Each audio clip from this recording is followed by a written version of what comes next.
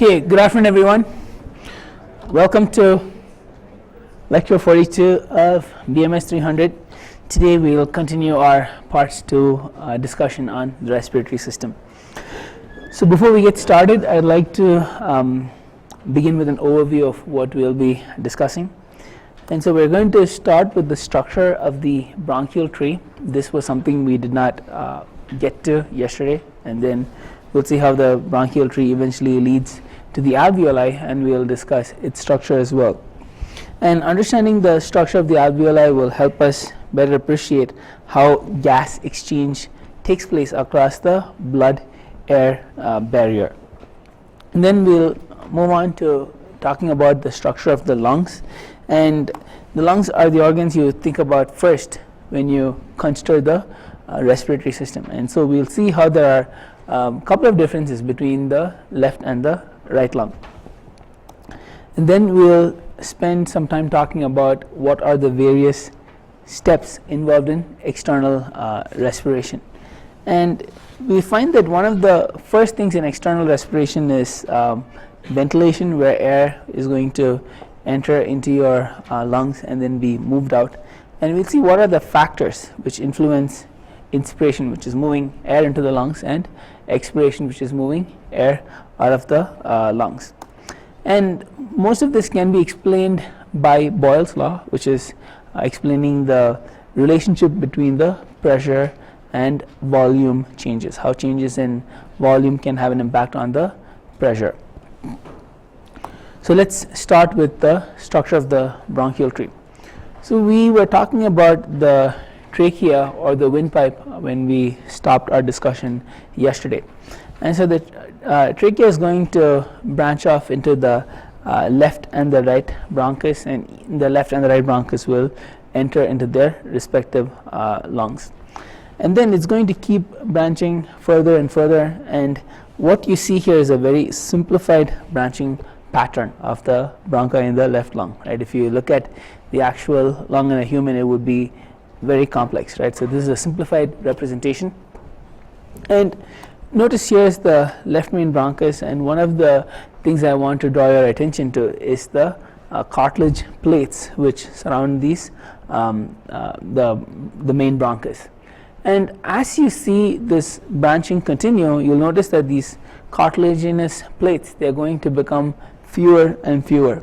So I told you the purpose of the cartilage is to keep the airway open and to offer a protective function. But as you get lower down in this branching pattern, there will be more smooth muscles, and their goal is to control and regulate the flow of air. So if the smooth muscles are contracting in one part, then the air will not flow there, but rather the air will take the path of least resistance. And so we'll see how this takes place in the later lectures. But for now, notice that the main bronchus is going to branch into the lobar bronchi, and each of the lobar bronchi will enter into a different lobe of the lung. And then these lobar bronchi will branch into segmental bronchi, which will in turn branch into these smaller bronchi, that will branch into bronchioles, and that will finally lead to a terminal bronchiole, which leads to several respiratory bronchioles. And it is this respiratory bronchioles which eventually lead to the alveoli. And my goal in showing you this branching pattern is not to have you memorize the order in which they're all going to show up, but I do hope you know how the branching occurs. So this is just for your information. I will be focusing on the structure of the alveoli, and I hope you understand the rationale for the various parts of the alveoli. So we see that the respiratory bronchioles are shown here, and that's going to give rise to a structure known as the alveolar duct, and that will lead to the alveolar sac. So an alveolar sac is made up of multiple alveoli, as shown here, right? And we find that all of these alveoli, they're going to have a small opening in them which will interconnect the alveoli in a alveolar sac. And the reason for these small openings to ensure that they're all connected is so that the air pressure can be maintained within the alveoli in an alveolar sac. Next, I want to draw your attention to a couple of structures which surround the alveolar sac. The first are the elastic fibers, and here you see what these elastic fibers are represented as. They are shown in brown color. And then you have the capillaries as well, which are shown here, right? So the capillaries are blood vessels which surround the alveoli, and that is where you have the exchange of gases taking place. So these capillaries, they will arise from the respiratory, they're going to arise from the bronchial artery and also from the bronchial veins. So the bronchial artery will be carrying away the oxygenated blood from the lungs, whereas the bronchial veins will bring the deoxygenated blood to the lungs in order to be oxygenated. Notice also this structure shown in yellow, that is indicating the nerves, and they will innervate the smooth muscles, and we'll see how the smooth muscles will be activated to contract through this nervous innervation as we consider the later lectures. So now let's take a closer look at the structure of the alveoli. So I've represented the alveoli in two different panels, the upper and the lower panel, and the reason I'm doing this is because some features are clear in one representation versus the other. So we will just label them both side by side as we talk about the various structures seen in the alveoli. So the first thing I want to point out are the type 1 pneumocytes, right? It's shown here in purple in the upper panel. In the lower panel you see it's shown in light green, and it is the lower panel which clearly shows how these are simple squamous epithelial cells, right? And they have a very thin cell body, and so it's going to be a site for gases to diffuse across. So this is the major type of cells you'll see in the alveoli. Next, you also have these alveolar macrophages. It's only shown in the upper panel, and these are immune cells which will be patrolling the alveolar surface, and they're capable of phagocytosing any pathogens which are found in the alveoli. So I told you in yesterday's lecture that the upper part of the respiratory tract has got a lot of mucus, and also that can help trap the pathogens and particulate matter. But if any pathogen were to escape all of that mucus and it ends up in the alveoli, then there is one more set of defense through these in the form of these alveolar macrophages. Okay, moving on, notice that the blood vessels are shown here, and these blood vessels are made up of these endothelial cells. These also are a single layer of cells. They are very thin, and they will also be very beneficial for the easy diffusion of gases. And here is a erythrocyte or a red blood cell, and we will consider in the later lectures how oxygen and carbon dioxide transport can be influenced by these red blood cells, right? We'll consider that in some greater detail. And in the periphery of the alveoli, you notice there are these elastic fibers, and we'll see that they have an important role in the elastic recoil. And in the lower panel, notice that the elastin protein is depicted as these purple springs, and there's also this dark purple line which is representing the basal lamina. So this is just the connective tissue underlying the type 1 pneumocytes, and it's going to offer support to those cells. And moving on, we see there are these type 2 pneumocytes which are shown in yellow in the upper panel. In the lower panel, it's depicted as dark green. These are actually large cells which are capable of producing a substance known as a surfactant. So this is what the surfactant looks like in the lower panel. Notice that these yellow surfactants, they are representing amphipathic molecules, structures which have a hydrophobic and a hydrophilic region. And so the hydrophilic region is going to interact with a thin layer of water which is found in the inner surface of the alveoli. Right? So And the purpose of this surfactant is to decrease the surface tension which is caused by this layer of water. Now if you don't have the surfactant, that will cause this alveoli to easily collapse because of the surface tension of that water layer, but this surfactant will reduce the surface tension and it helps the alveoli to stay open. So we never will understand the benefit of having surfactants if it did not lead to a pathological condition, and let me give you that example here. So there is a condition known as the respiratory distress syndrome, where the body does not produce sufficient surfactant, and that can lead to the collapse of the alveoli after every exhalation, right? And this could be due to injury or due to genetic abnormalities that this respiratory distress syndrome can occur. But there is one population which is at a high risk for respiratory distress syndrome, and those are the premature infants who are delivered before term. So just to remind you, when there is this condition, there will be a difficulty in breathing because of the collapse of the alveoli.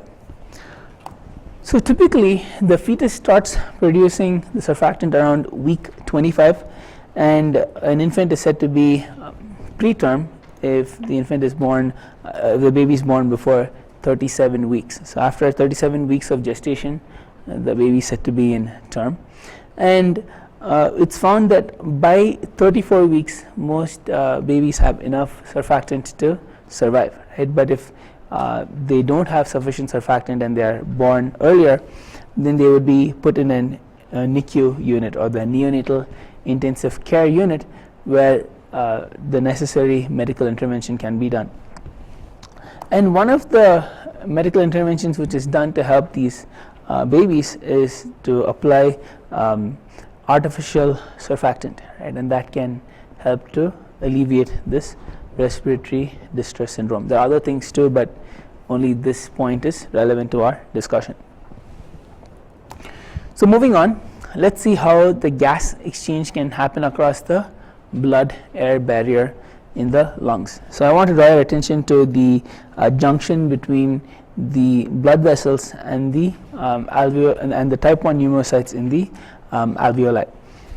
So notice that on this right hand panel we have the alveolar airspace denoted in white. So here's where the gases are going to enter in from the external atmosphere, and the air is going to move past 3 layers, right? So this blood air barrier consists of 3 layers.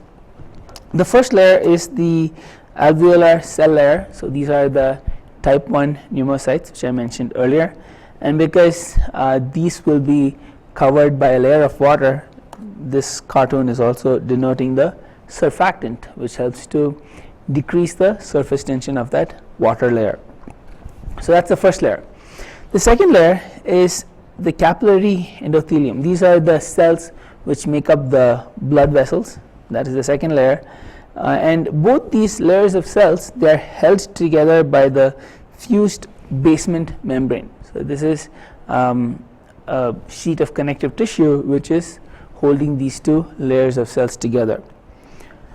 Now the width of this of these 3 layers is not much. It's only around 0.5 micrometers, and so the gases can easily diffuse across this short distance, and oxygen and carbon dioxide are very lipid soluble, so they can easily get past this lipid bilayer which is found in the blood air barrier. So it's clear, folks, how gases diffuse from one side to the other? Okay, great. So now let's briefly talk about the structure of the left and the right lung. So we find that the left and the right lung, one of the major differences is that the right lung has got 3 lobes, right, whereas the left lung has only 2 lobes. And the reason for this is that the right lung has got 2 fissures which separate the lobes, whereas the left lung has only 1 fissure. So the horizontal fissure separates the superior lobe from the middle lobe, and then the oblique fissure will separate the inferior lobe from the other 2 lobes of the right lung. Now in contrast, the left lung has got only one fissure, that's the oblique fissure, which will separate the superior lobe from the inferior lobe. Now the other differences which you see in the lungs are due to the surrounding organs which are present. Right? For example, in the left lung you will find it to be a lot longer, and the reason is the heart is going to push into this region known as the cardiac notch. So the apex of the heart is going to push into the left lung, and so it looks a lot longer and skinnier. On the right hand, on the other hand, the right lung, it's going to appear shorter because it's going to accommodate the lobe of the liver, which is going to push in, and that's why these are some of the differences you see between the left and the right lung. So it's due to the fissures and due to the surrounding organs as well. Now when you consider the different lobes of the lungs, it also has some clinical significance because this procedure called pulmonary lobectomy is possible because of these lobes.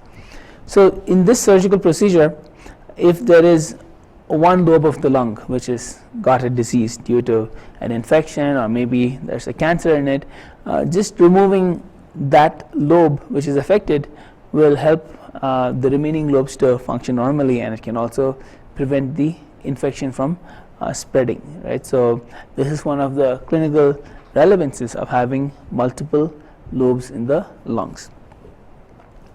Any questions? Okay, if not, we'll move on to talking about the pleural cavities. So we find that there are two layers which surround the lungs. So the outer layer is known as the parietal pleura, and then the inner layer is known as the visceral pleura.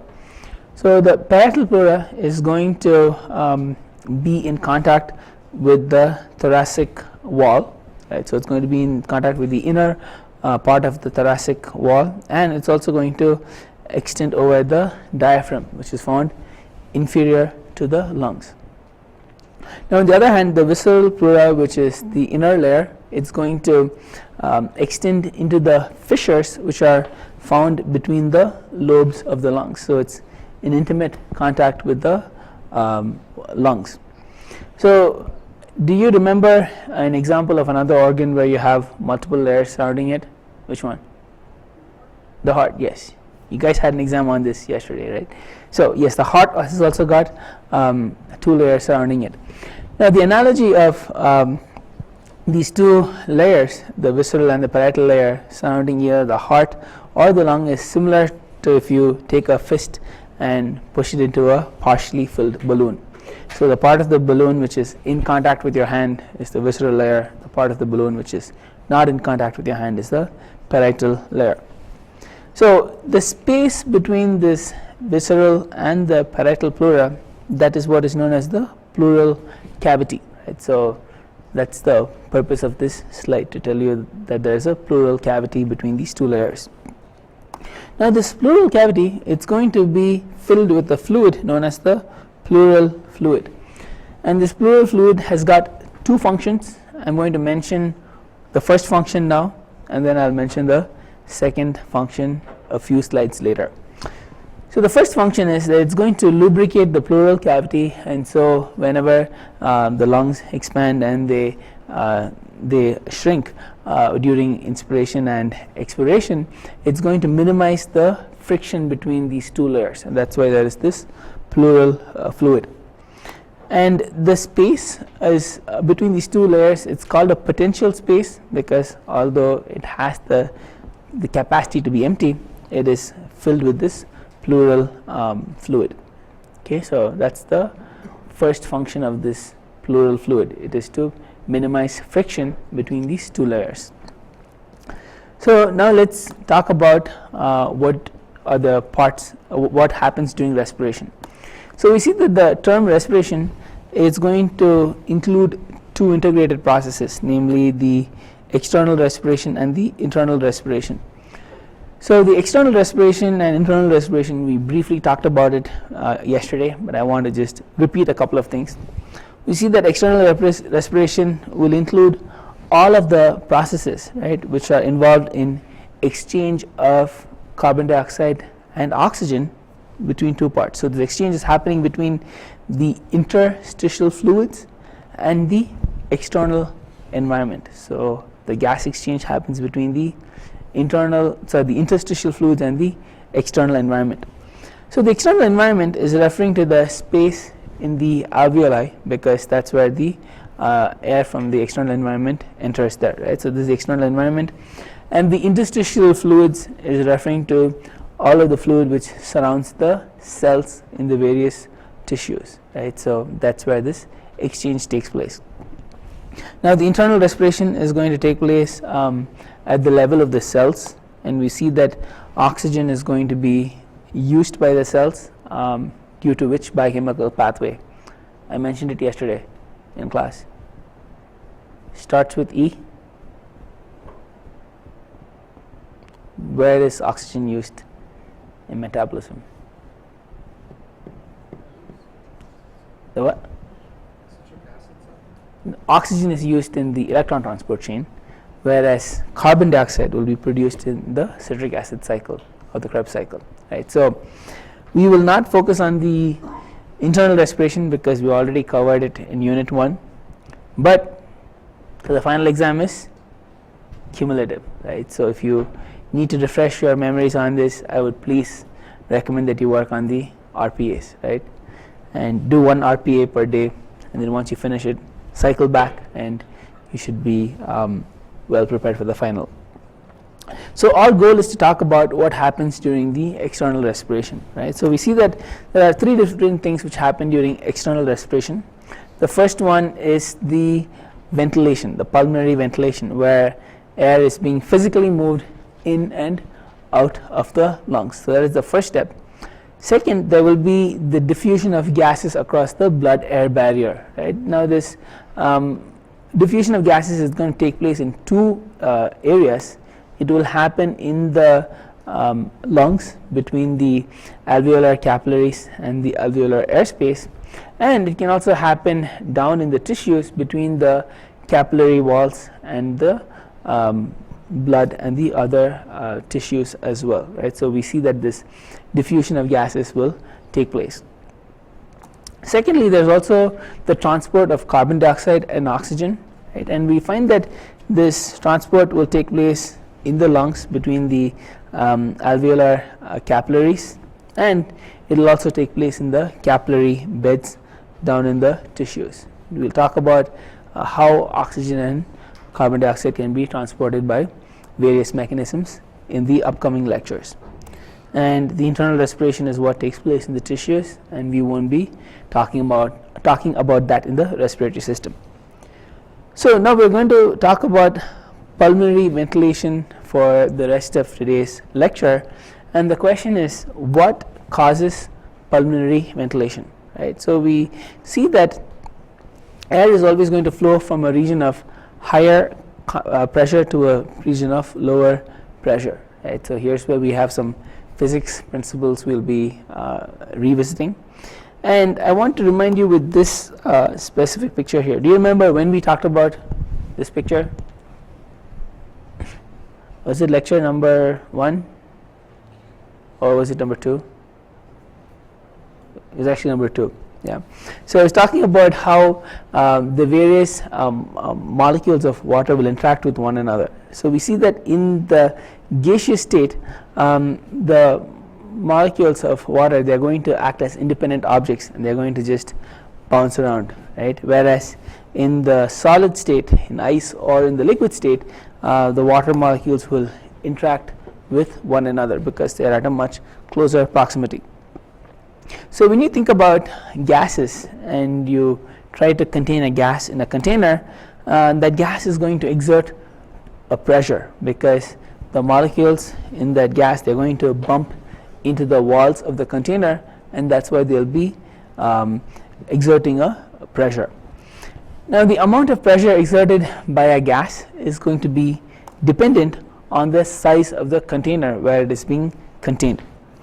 So here are 3 boxes, right, of different sizes, and if you don't believe me, there are actually 14 dots, right, in each of these boxes, and each dot is indicating a molecule of a gas. So in the larger box we see a single molecule is having 4 collisions, whereas in the smaller box it's having 5 collisions, and then in the smallest box it's having 6 collisions, right. So we can say that as you change the size of the box, as you decrease the size of the box, the number of collisions are increasing. So according to Boyle's law, we see that there is a direct relationship between pressure and the frequency of collisions. So as you decrease the volume of a container, the collision frequency increases, and that in turn will increase the pressure exerted by the gas. Now in contrast, if you were to increase the volume of the container, you will have a reduction in the collision frequencies, and that will in turn decrease the pressure exerted by the gas, right. So here is a fun activity to think about, right. So notice that there are these 3 balls which are bouncing around in this box, and the shape of the size of the box is changing. So do you think the speed of the balls change as the box size changes? Do you think yes, no, or I don't know? Does the speed of the balls change as the box size changes?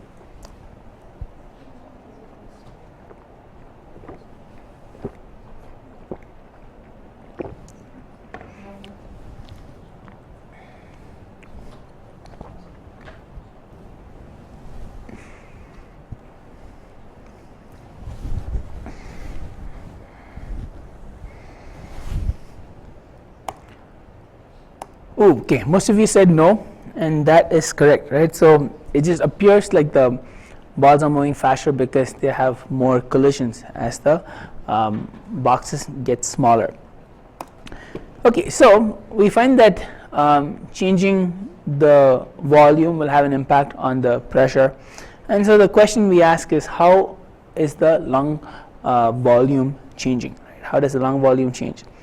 So now I want to bring your attention back to the pleural fluid, and this is the second function of the pleural fluid. First one was to minimize friction, and the second one is to help in changing the lung volume, right. So let me explain how this happens.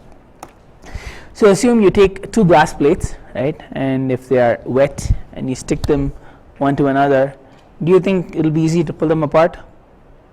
Okay, there will be some difficulty. No, right, it will be difficult. Now the question is why, right.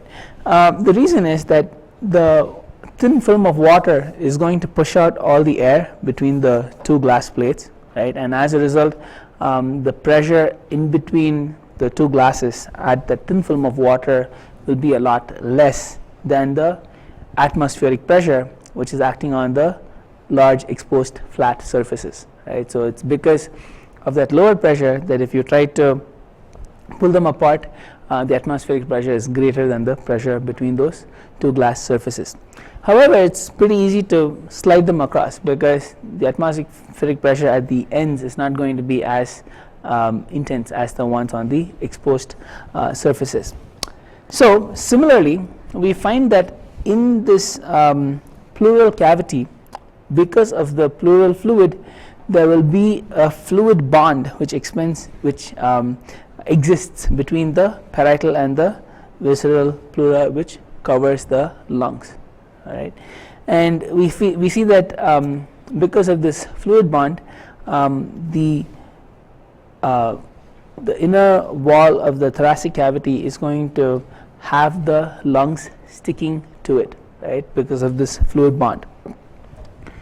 Is this point clear? Why the lungs are going to stick to the inner wall of the thoracic cavity? Yes? Okay. If this point is clear, then we can move on, right? So if it is sticking to it, then we see that anything which changes the shape of the thoracic cavity, whether it's the diaphragm moving down or up, or the rib cage moving outward and inward, any of those changes in the shape in the thoracic cavity is also going to change the volume of the lungs, because the lungs are stuck to the inner walls of the thoracic cavity. Okay, so now let's see what are the various factors which can increase the lung volume, right, or increase the volume of the thoracic cavity, and as a result lead to inspiration, or in other words, as a result it leads to air moving into the lungs. So we are going to talk about 4 factors which increase the lung volume and that will permit inspiration. The first one is muscle contraction, right, and I'm going to point out 2 types of muscles which will help in increasing the lung volume. The first one is the diaphragm, shown here in pink, and the diaphragm, when it's in the relaxed state, it's going to have a dome shaped appearance, but as it contracts it's going to move downward and get flattened, and that will increase the lung volume, right. So that's one of the muscle contractions which increases the lung volume and leads to the inspiration of air. Now the second type of muscle contraction is what causes the rib cage to expand outward, right. Now keep in mind that the rib cage has got these muscles in between it known as the intercostal muscles, and as these muscles contract they are going to cause the rib cage to expand outward, and I'll tell you how that happens in the upcoming slides. So that will also increase the lung volume. Secondly, there is this negative interpleural pressure which I mentioned before, and that pressure exists because of the fluid bond between the visceral and the parietal pleura, and that will help suction the lungs to the thoracic wall. So that's the second factor. Thirdly, we see that there will be an elastic recoil of the thoracic wall. So the thoracic wall does not collapse in because of the structure of the rib cage, which is due to the bones connected to the sternum, and then you have the muscles supporting it. So because of all of that, there will be an elastic recoil in the thoracic wall and it's not going to collapse in, and that helps to increase the lung volume, and that will lead to air moving in. And lastly, we will talk about the surfactant which is present inside the alveoli. But for the surfactant, the alveoli would collapse due to the water inside, which leads to the increased surface tension. So we will spend some time talking about the muscle contraction, interpleural pressure, and the surfactant as well. We won't spend much time talking about the elastic recoil due to the thoracic wall. So let's see how the diaphragm contraction can impact the lung volume.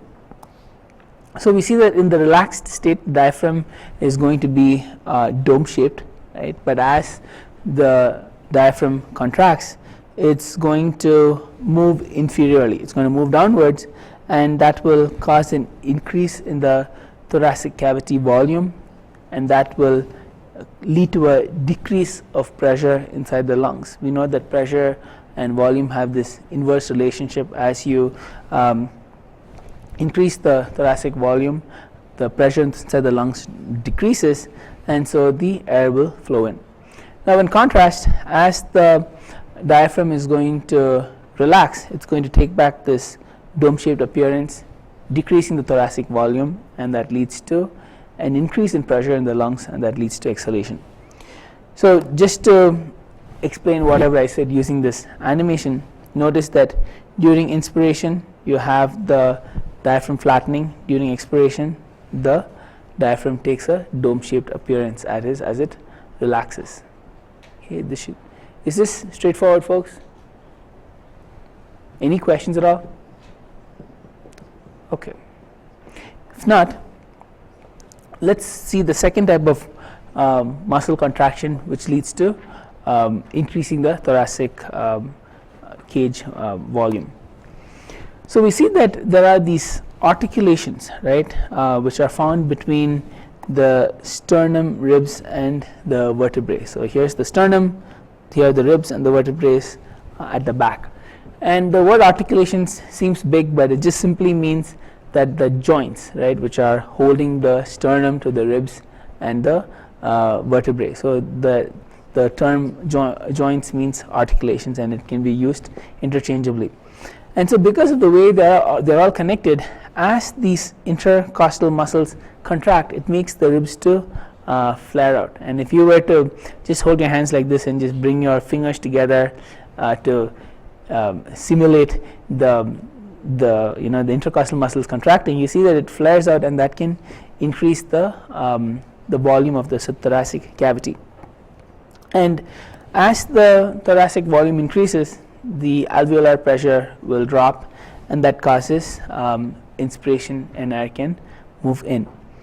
And during expiration, the opposite happens. The intercostal muscles will relax, and that leads to the thoracic volume decreasing. And so here's the animation which can help explain this. Notice that as the expiration takes place, the rib cage is lowered, and during inspiration, the rib cage is being raised because of the contraction of the intercostal muscles. Any questions, folks, at all in this area? Okay, if not, let's talk about how the pressure volume changes will occur during respiration. So there are three pressures I want to bring to your attention, and we see how these pressures are going to change during inspiration and expiration. So we find that the pressure in the atmosphere is abbreviated as PATM, and this is going to be 760 millimeters of mercury, right? And I'll tell you on Friday's lecture how they came up with this number, right? And the next pressure is the pressure in the lungs or in the alveoli, abbreviated as PA, and it can also be called as the interpulmonary pressure. So all of these terms can be used interchangeably. And finally, you have the pressure in the interpleural space, abbreviated as PIP, and this is shown here as 560 millimeters of mercury. So it is around 4 millimeters of mercury less than the atmospheric pressure, right? And if you remember the example of the two wet glass slides sticking together, I told you that the air pressure, the pressure between those two slides is less than the atmospheric pressure. Similarly, notice here the pressure in the interpleural region is going to be less than the atmospheric pressure, and because it is less, it is known as a negative interpleural pressure.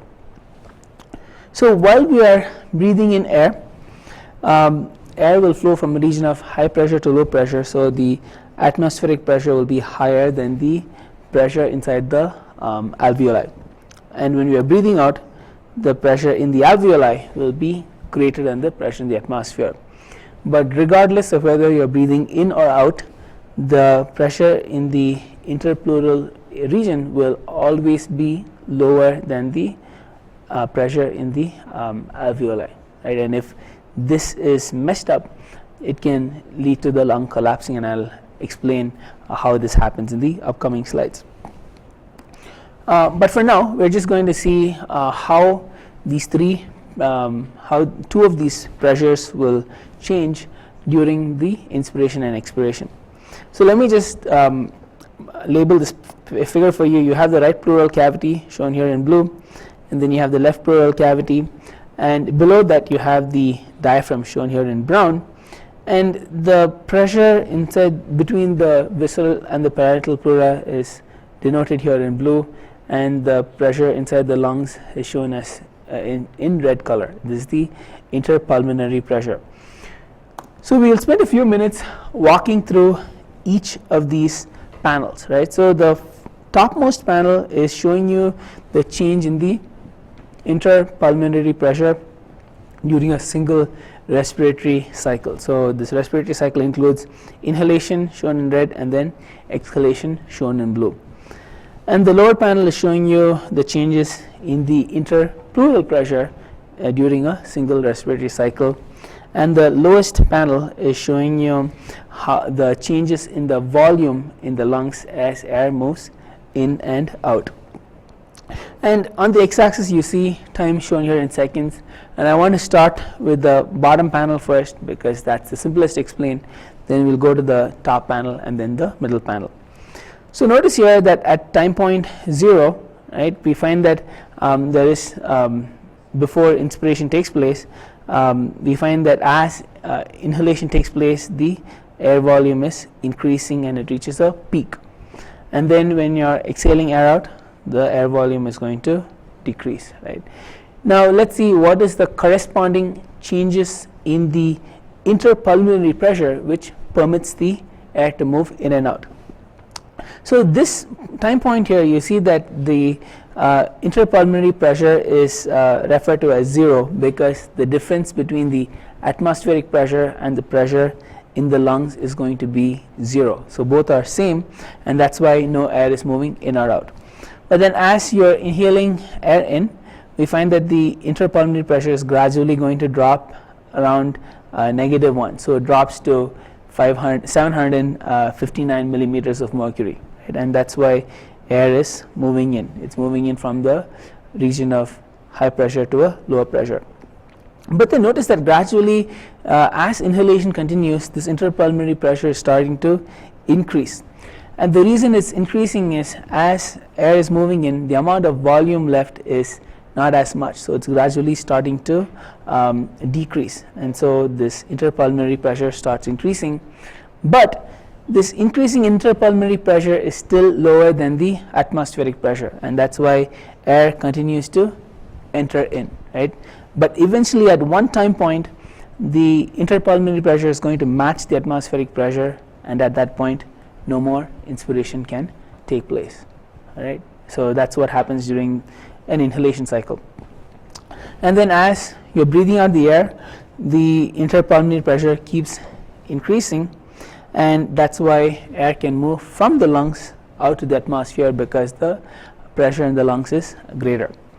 And notice that it's reaching a high point here, and then after that point we see that the interpulmonary pressure starts dropping, but it is still higher than the atmospheric pressure, and that's why air will continue to leave.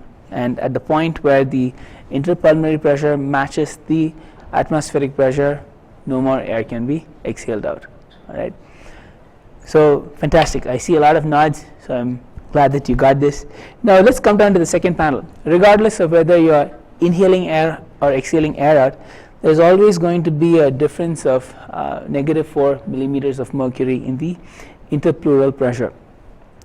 Now if this is affected, right, and this pressure is no longer negative, it can cause the lung to collapse, right? So let's see what happens if the pleural sac is punctured. So here is a knife wound to the parietal pleura, and as a result we see that the air from the atmosphere is going to move into this region of lower pressure, right? And as air moves in, it makes this interpleural volume to increase, and as a result the lung will collapse. So notice when the knife wound happens, air comes in, the interpleural volume increases, and the lung collapses.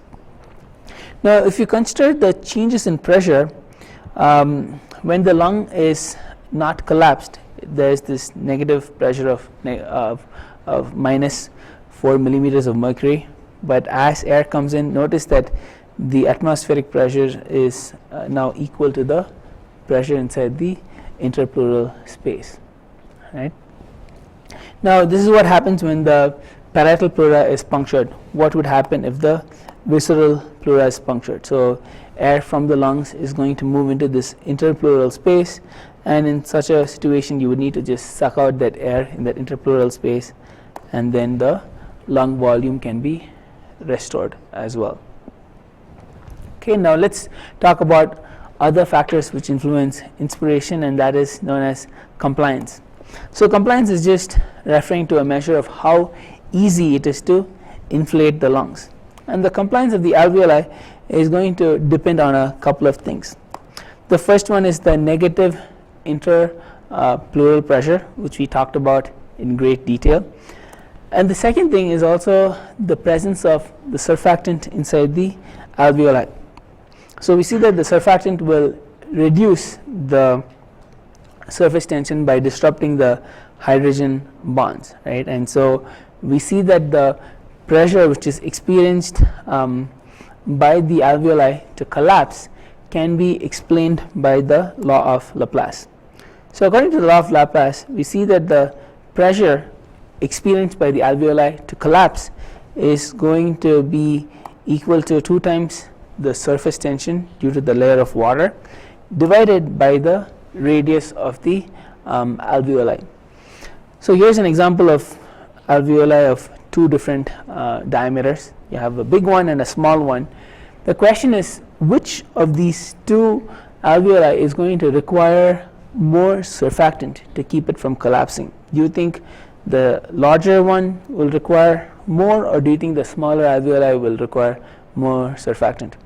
So before you go ahead and answer the poll everywhere question, you can just plug in the numbers, right? Take a large radius like 10 versus 2, and you can do the math, or maybe 100 versus 10, and you can see which alveoli will require more surface surfactant to keep it from collapsing.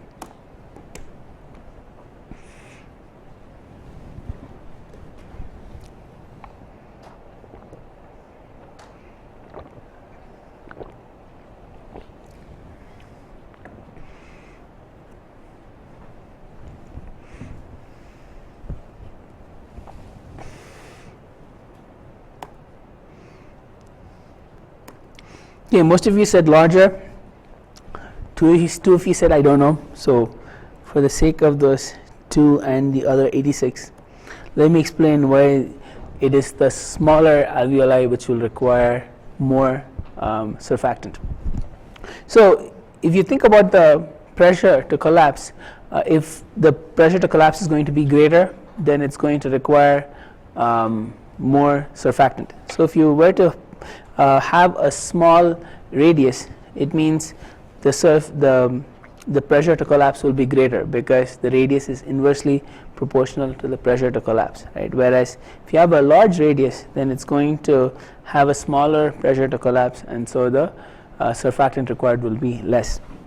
And so just to highlight what I said, notice that this smaller alveoli has got more of these circles, which is indicating the surfactant to keep it from collapsing, whereas this larger alveoli has got fewer surfactants to keep it from collapsing.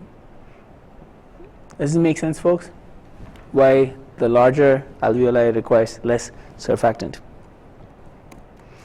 Okay, so now we move to the factors which influence expiration. So until this point we talked about what influences inspiration. So now let's see what are the factors which influence expiration. So we see that the elastic recoil of the alveolar walls is one of the factors which influences air to be expired out. And 2 things which influence the elastic recoil of the alveolar wall is the surface tension in the water layer, right? Whereas the surfactant will lead to inspiration, whereas the water layer is going to exert surface tension, and that can lead to expiration. Secondly, you also have the elastin which is surrounding the alveoli, and that's going to offer this elastic recoil to push out the air from the alveoli as well. And finally, we see that there are some muscle contractions which can also help in expiration. So you may be wondering, didn't you say muscle contractions help inspiration? Yes, it's true. We see that the contraction of the diaphragm and the intercostal muscles will help with inspiration, but there are other muscles, especially those which are used during forced expiration, and these are muscles in the abdominal region, and that can contract and help to force the abdominal contents against the thoracic cavity, and that can help in expiration. So this is only when you are under physically you're exerting yourself. That's when this forced expiration can happen through the muscle contractions in the abdominal region. So with that, I'd like to summarize what we were discussing. We talked about the structure of the bronchial tree and also the alveoli, and we see how the alveoli structure explains how gas exchange happens across the blood-air barrier. And then we see that there are some differences in the left and the right lung due to the surrounding organs, and also due to the fissures which make up the various lobes. And finally, we talked about the various factors which influence inspiration versus expiration, and this can be mainly explained by the pressure volume relationship through Boyle's law. All right. So with that, thank you all for your time, and I'll see you tomorrow in class.